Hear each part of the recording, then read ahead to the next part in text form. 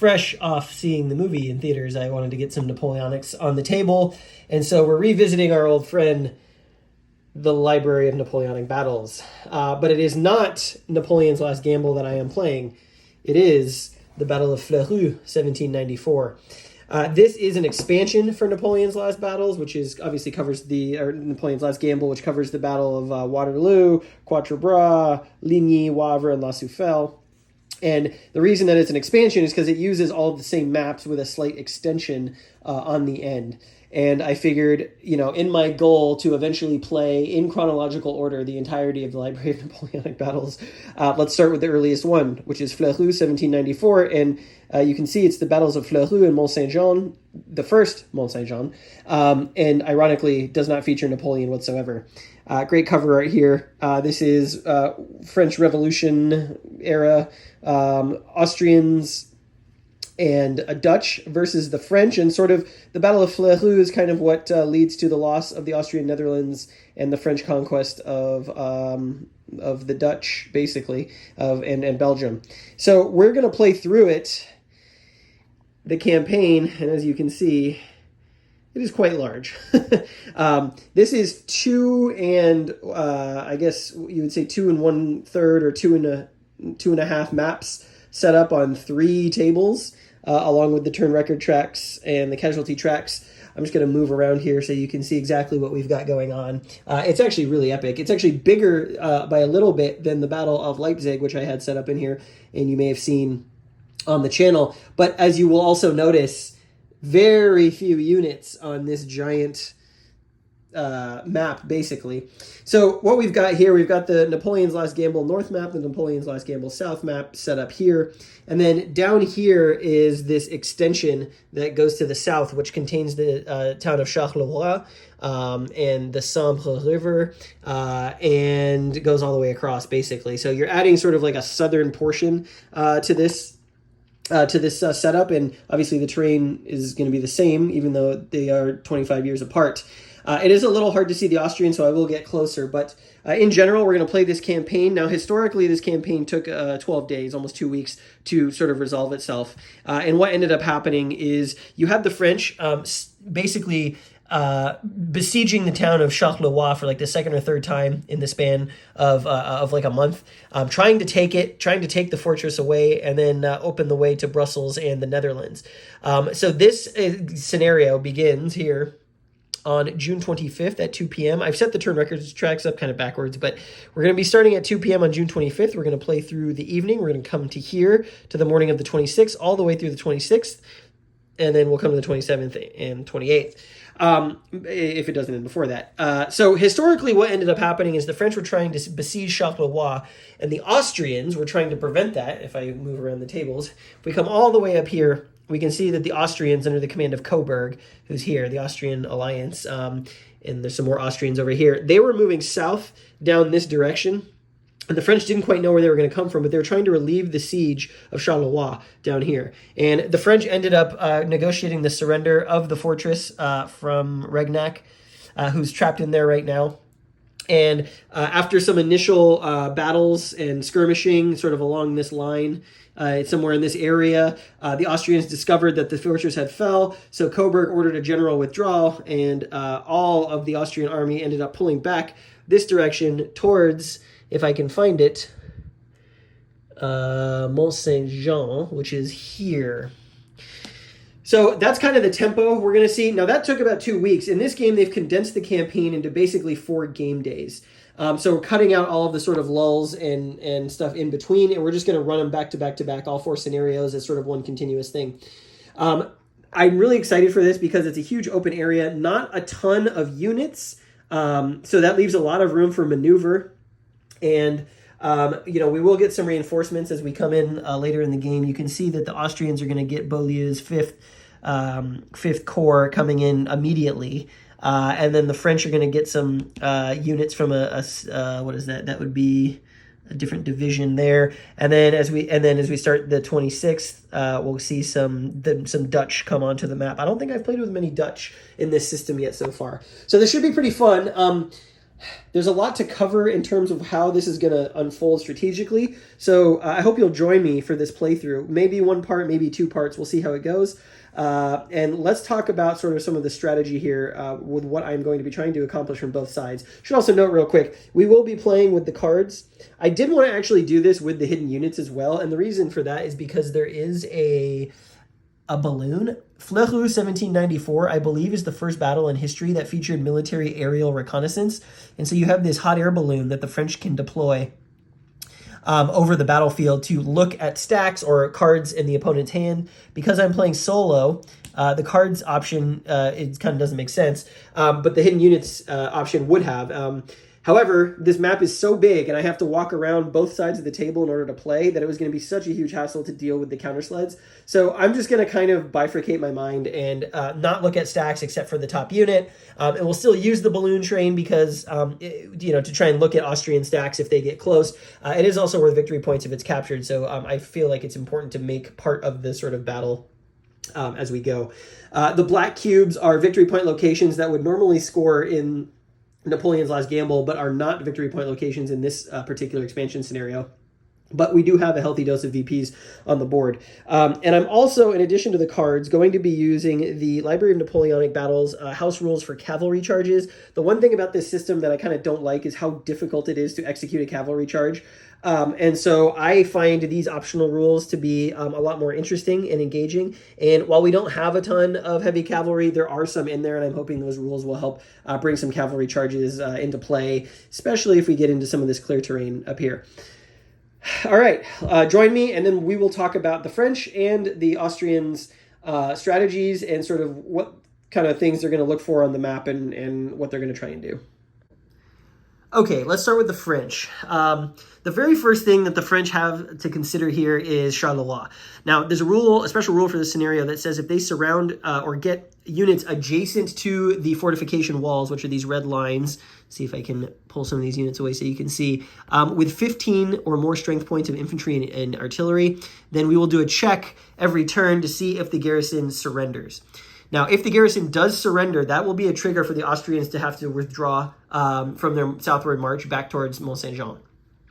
We start the game with 10 strength points adjacent to the walls, and then we have Hattree here, who has another 6. So that's 15. So they're basically going to be spending most of the beginning of the game, quote unquote, besieging the walls of Charleroi. And every turn we're going to do a check. Once I roll a 6 on that check, that will trigger the surrender. So these units are primarily going to be out of play. Now we've got Jourdain, who is the overall French commander here, with his division there, and we've also got nearby, we've got Marceau here in Gilly with his division here. So both of these forces are going to be pretty easy to activate, although they are pretty far south from where I anticipate the main action is going to unfold. And these woods here, not a good battlefield probably for the French. There are not a ton of units, as I mentioned. We do have some pretty big French infantry, and in general, it looks like the French units kind of outclass the Austrians. We do have some heavy cav, some artillery, nothing huge. But we do want to get that artillery in position to stop the Austrians from where they're coming from. And a lot of what the French do is primarily going to be responding to the maneuver of the Austrian columns that are coming south, sort of in 3, and once Beaulieu shows up, 4 columns. So as we move further up, we can see some of the other French formations. We've got the left wing here under Kleber. Kleber is here at Gosselies, and he's got some pretty decent units as well. These French infantry are all 6 strength, which is quite good. He is basically guarding this road, this long highway, which is the main sort of route to Charleroi. Now, there is a longer route around this side, down this highway, and I think, if the Austrians want to get clever, they could try and take that, but it would take them a long time to get to Charleroi if they're trying to relieve the siege. And then potentially the French will have set up positions here in Dompremy, which would be really tough building fighting. So they probably don't want to do that. The Austrians probably want to sweep aside the French on this side near the road. Now, the French will want to take up a defensive line somewhere along this highway, and they are supported further north by Champonnais. Champonnais' brigade, corps, division, you'd call it, the center. He's got some real good units. This is going to be sort of the point of first contact. Some light artillery, some really good infantry. Unfortunately, a lot of them are pretty spread out and not in a formation that will enable easy command. So we'll have to see what positions we want to take. There's not a ton of artillery with the French here. There might be some sense in maybe coming up as far as Frasne, however you would want to say that, and sort of defending in these woods and along these crests, potentially. But basically, the open ground here is not a good defensive position. Potentially, we could also fall back to behind these little creeks to make just life a little bit tougher, but we don't want to give up this crossroads too early, because then the Austrians can swing around this way or possibly come down through here. Now, as we move further east, we see Lefebvre. He is with this green formation, not a ton of units there either.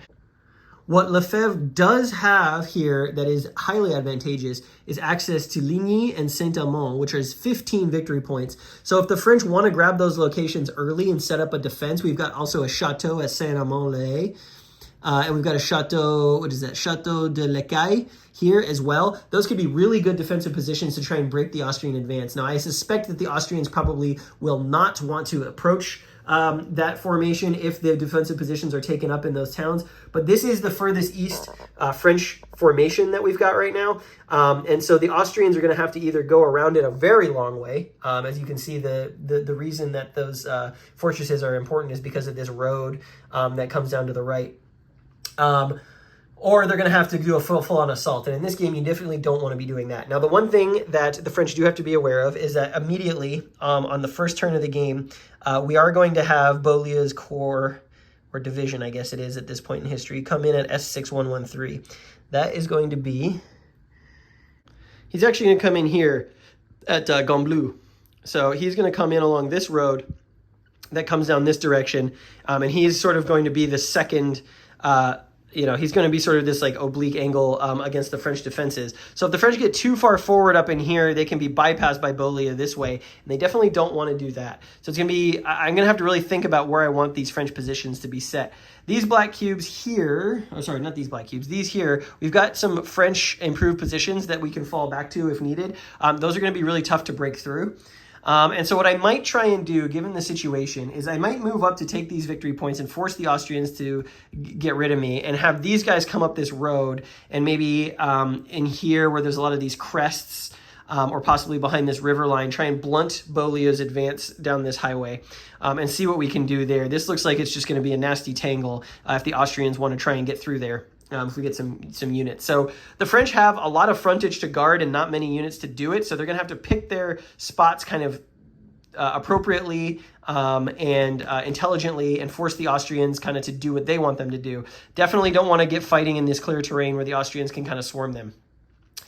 So that's the way, that's sort of the French challenge we have right here. And we don't want the Austrians to gather a bunch of these victory points. I should also mention that we're going to check victory points at different times during the game rather than wait till the end of the game. So control of those locations is more important in the short term than it normally would be.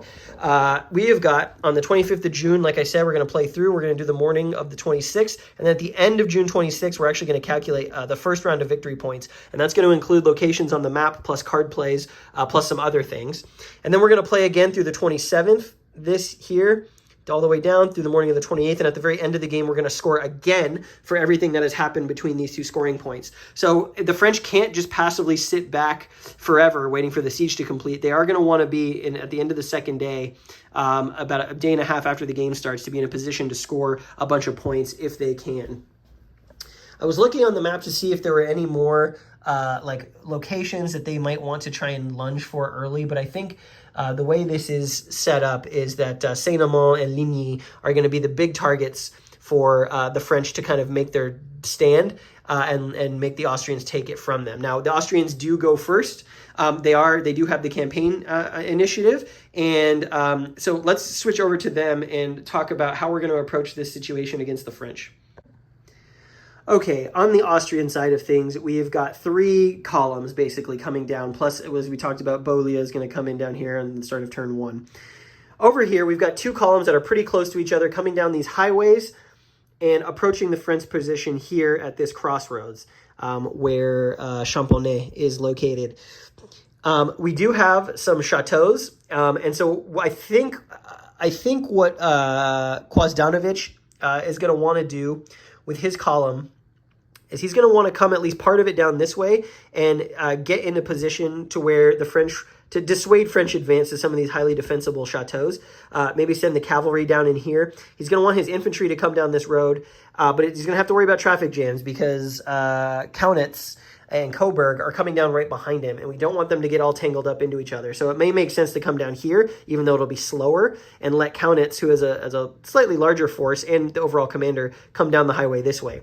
We are eventually going to meet some French resistance somewhere in this area, and we're going to probably want to do it somewhere in here if we can get moving that far. With road column movement, they should be able to get pretty far towards the French position before the French can respond.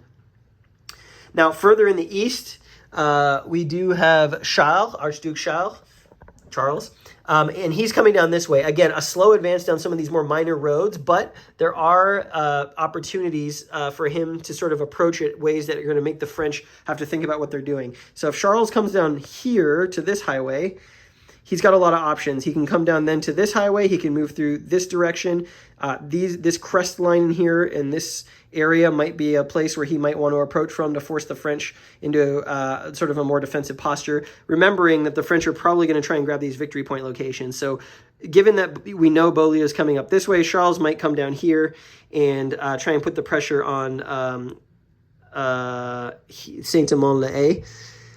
I think that's probably going to be the easiest to accomplish given the distance he has to travel. Again, we don't want to run into traffic jams with both columns. And I want the French to be sort of caught between sort of this pincer. Historically in the battle, the Austrian left and the Austrian right started to collapse the French, and the French held strong in the center. So we have to be aware of that when we're talking about how we respond to these Austrian advances. But, we're so far away, we've got such distances to cover that we want the Austrians to be moving as quickly as possible to get into a position to threaten the French positions. And hopefully we can reach Charleroi. Hopefully we can kind of brush them aside and reach Charleroi. Given the force makeup of these Austrian units, so we've got some pretty good infantry, we've got some pretty good light cavalry, some good artillery there. The forces there's some heavy cav.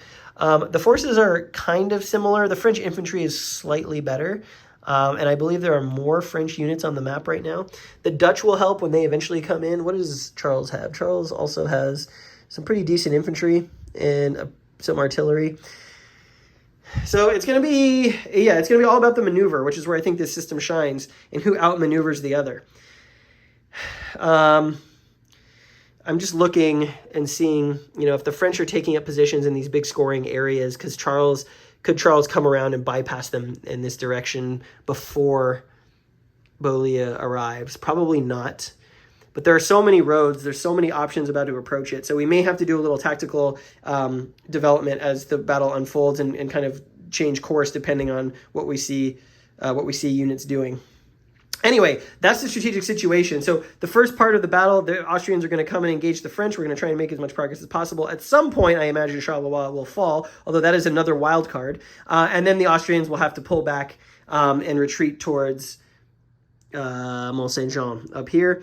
And that will trigger a new phase of the battle where the French can then pursue and see if they can strike the decisive blow as they did historically against the Austrian coalition. Along the way, we might get some alternate reinforcements and other events from the card play, and I'm excited to get this going because the turn shouldn't take too long. I remember when I played Leipzig, every turn was so long because there were so many units. This should be a lot more manageable, and I'm excited to finally get it to the table.